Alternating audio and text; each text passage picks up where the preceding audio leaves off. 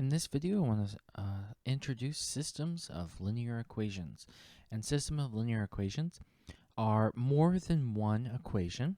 We're going to focus on two equations. And we want to solve for what x and y are, but it's for the system, not for the individual equation.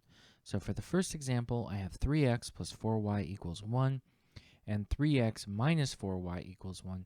And I want to find what value of x and what value of y would be true for both of these equations. Okay, I'm trying to find an x and y that works for both of them. One of the techniques we'll learn is that you can actually add equations. You can add them together and you can find your solution. This one I've already set up, so it's very simple to solve, but notice that the y's, the coefficient of the y's, are equal and opposite. So we have 4 and negative 4. So this one is perfectly set up, so I can add these together. So 3 and 3 make 6x, and then the 4 and negative 4 becomes 0, and then I'll have 1 and 1 make 2. And so now I have a much simpler equation, 6x equals 2, and I can say that x just equals 2/6, or 1/3. So I have a value for x now. I have a value that works for x for both of these equations. Now I can plug in that information for x, and since x equals 1/3, I can plug it into either one of these equations and see what y would have to equal. So I'm going to do it to the first equation, because why not? So 3 times 1/3 plus 4y equals 1. Well, 3 times 1/3 is just going to become 1. So now I have 1 plus 4y equals 1. If I subtract 1 on both sides, I get 4y equals 0. Divide both sides by 4, I get y equals 0. So I found that the two values that x and y can be, or I should say the values of x and y that this system will work, is 1/3 and 0. And this is the location in which these two lines intersect. And so this is called an independent system. We have the definition here to the right. Independent system have only one solution. It's an ordered pair, which will represent where the lines will intersect. And so if you take finite, you will be doing a lot of this. This is something that could be taken straight out of the finite homework after this would be the second half of finite. Okay, let's look at this next example. It's very similar, but it's different. We have 3x plus 4y equals 1 and 6x plus 8y equals 1. And I want to somehow get it to where I can just simply add these two equations. Well, it's pretty easy to see that 3 and 6 are somewhat related and 4 and 8 are related. So I could multiply either equation by anything I want, but I think I'm going to take the first one. So I'm going to take the first equation, and I'm going to multiply by -2. I think that will have pretty good results for us. So that would be -6x minus 8y equals -2. I'll leave the second equation alone. 6x plus 8y equals 1. And now let's add them and see what we get. So -6 plus 6, that's 0. -8 plus 8, that's 0. And -2 equals, or -2 plus 1 is equal to -1. And so we just proved that 0 equals -1, right? Well, no, we didn't. We didn't actually prove that 0 equals -1. So this is no solution.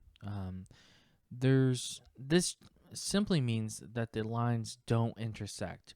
These two lines don't intersect. So there is not a value of x and value for y where it would work for both of these equations. So we're going to call these an inconsistent system. That's a logic term. Inconsistent system. They have no solution, and this implies that the lines do not intersect. In real life, all of these ideas can be based in real life.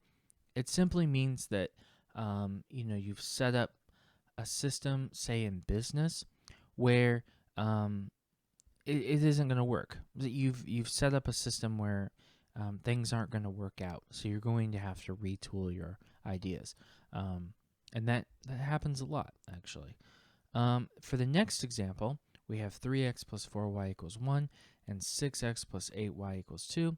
Again, I want to somehow manipulate one of these equations so I can just add them and get rid of one of the examples, or one of the variables. I'm going to again multiply this by -2.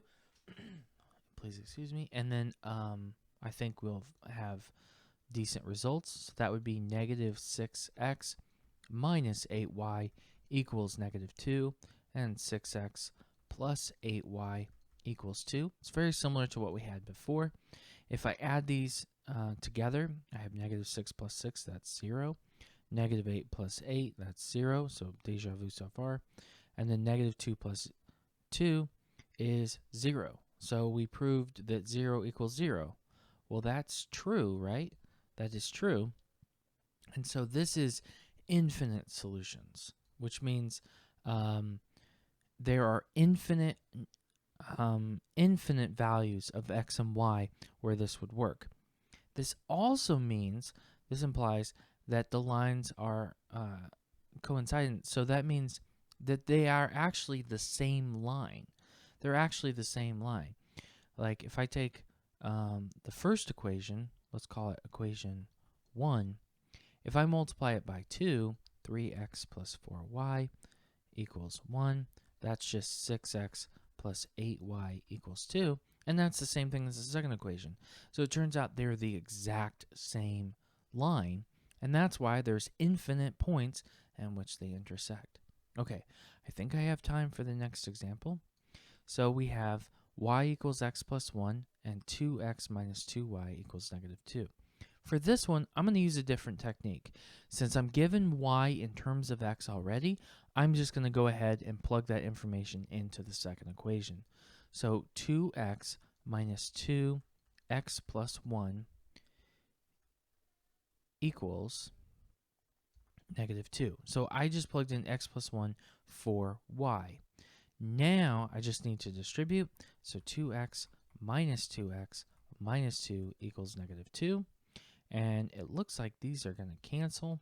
And so I just found -2 equals -2. Well, that's a true statement. Okay.